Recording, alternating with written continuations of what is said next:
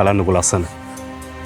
ක්‍රිස්තුපූර්ව 5 වෙනි සතවර්ෂයේ ඉඳලා ක්‍රිස්තු වර්ෂ 1017 වගේ වෙනකන් පැවතිච්චි ලංකාවේ පළවෙනි රාජධානිය, මහා ශාස්ත්‍රීය රාජධානිය අනුරාධපුර රාජධානිය බිඳ වැටෙනවා ඒ දකුණු ඉන්දීය ආක්‍රමණිකයන්ගේ ඒ ආක්‍රමණ නිසා. ඒ වෙනකොට අපි උත්තර මූල භික්ෂුන් වහන්සේලාට තිබිච්ච ප්‍රධානතම කාරණේ ගැටලුව දළදා හාමුදුරුවන්ගේ ආරක්ෂාව සලසන එක. උපාය උපක්‍රමශීලීව වහන්සේලා දළදා හාමුදුරුවෝ රුහුණේදී ආරක්ෂා කරගන්නවා. අනුරාධපුරේ රාජධානිය බිඳ වැටුණත් පස්සේ චෝලයින් විසින් තමන්ගේ රාජධානිය පොළොන්නරුවේ එහෙම නැත්නම් මේ පුලතිසිපුරවරේ ඉදි කරගන්නවා. එතෙන් සිට මේ තුල නිර්මාණය වෙන විශ්මිත නිර්මාණ අපිට විවිධ නොනවතින අරගල ආක්‍රමණ මේ ඔක්කොම මැද්දේ රුහුණෙන් බිහිවෙන විජේබා කුමාරයා පොළොන්නරුව රාජධානිය එකසේසත් කරනවා.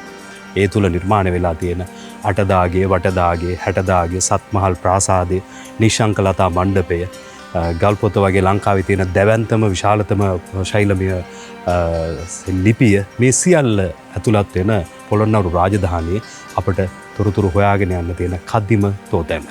අපි අද එන්නේ ඒ පොළොතිසි රාජධානියටයි.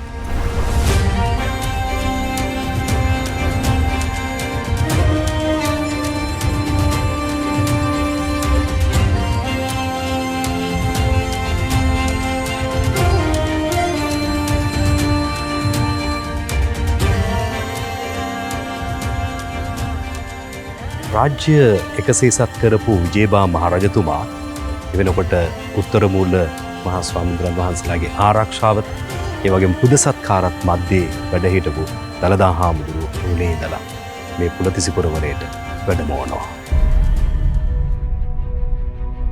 ශ්‍රී සංඝබෝධි වර්මර ඉක්ෂ්වාකු සූර්ය වංශ පරපුරෙන් පැවතෙන ශ්‍රී විජේබාහු චක්‍රවර්ති රජුගේ අනපරිදි නුවරගල දේව සෙනවිරත්තර ලවා ශුද්ධ වූ ශ්‍රී දන්ත ධාතුන් වහන්සේ හා ශ්‍රී පාත්‍රා ධාතුන් වහන්සේ තැන්පත් කර තබනුවස් ශුද්ධ වූ දළදා මන්දිරය විජේරාජපුරම් නොහොත් පුලනරිපුරවරයෙහි තැන වූ බව වේලක්කාර සෙල්ලිපියෙන් අනාවරණය වෙනවා.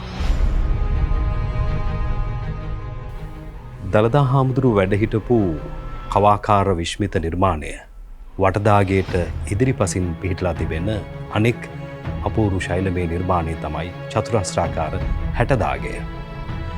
පොළොන්නරු සහ අනුරාධපුර පාසු නිර්මාණ සංකලනයක් හැටියට මෙය දකින්නට හැකි හැටදාගය තුල චතුරස්‍රාකාර විහාර ගර්භයකිනුත් චතුරස්‍රාකාර විහාර ස්වරූපයකිනුත් අපිට මේ දැක ගන්නට තිබෙන අපූර්ව විශ්මිත නිර්මාණයක්. පොළොන්නරුව පුලතිසිපුරවය තමන්ගේ රාජධානිය බවට පත් කරගන්න මහා විජේබාහු රජතුමා දළදා හාමුදුරුව වඩා හිඳවන්න මේ විශ්මිත නිර්මාණය ඉදි කරනවා. මේ අටදාගය. එයින් පස්සේ මේ පූජා භූමියේම හැටදාගයත් ඒ වගේම වටදාගයත් ඉදි කරනවා. දළදා හාමුදුරුව වඩා හිඳවීම සඳහා. එතැන් පටන් මේ භූමිය තුළ තවත් විශ්මිත මහා ශෛලමය නිර්මාණ ගණනාවක් ඉදි වෙලා තිබෙනවා. අදටත් ඒවා විරාජමානයි. මේ සියල්ල එදා නිර්මාණය වුණේ දළදා හාමුදුරුව වඩා හිඳවීම සඳහා. පොළොන්නරු රාජධානියේ ඉතිහාසය ගැන කතා කරනකොට අපිට දළදා හාමුදුරුව වැඩ හිටපු ප්‍රධාන දළදා මාලිගා දෙකක් මුණ ගැහෙනවා. ඒ තමයි අටදාගයට උතුරු දෙසින් තිබෙන වටදාගයත් අටදාගයට නැගෙනහිර දෙසින් තිබෙන හැටදාගයත්. මේ තුල දළදා හාමුදුරුව විරාජමාන වුණ කාලාන්තරයක්.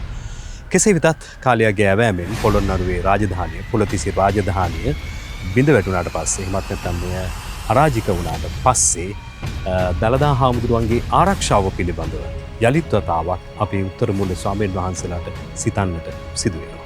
උන්වහන්සේලා උපාය උපක්‍රමශීලීව යලිත් වතාවක් දළදා හාමුදුරුවන්ට රෝහණ දේශය තුළ ආරක්ෂාව සලසනවා. පොළොන්නරු රාජධානියේ බිඳ වැටීමත් එක්කම එහෙම නැත්නම් මේ රාජධානියෙන් පසුව අපේ රාජධානී ඉතිහාසයේ ඊළඟ පරිච්ඡේදයේ ආරම්භෙන්නේ දඹදෙණියෙන්. දඹදෙණි රාජධානිය කියලා කියන්නේ අපිට තවත් විශේෂිත වුණු කරුණු ගණනාවක් කතා කරන්නට තිබෙන තැනක්.